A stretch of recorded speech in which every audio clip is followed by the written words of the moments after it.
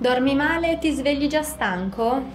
Mal di testa, guance contratte, denti serrati, collo rigido, a volte i denti fanno male senza un motivo perché carie non ce ne sono? Beh, forse non lo sai, ma probabilmente soffri di bruxismo.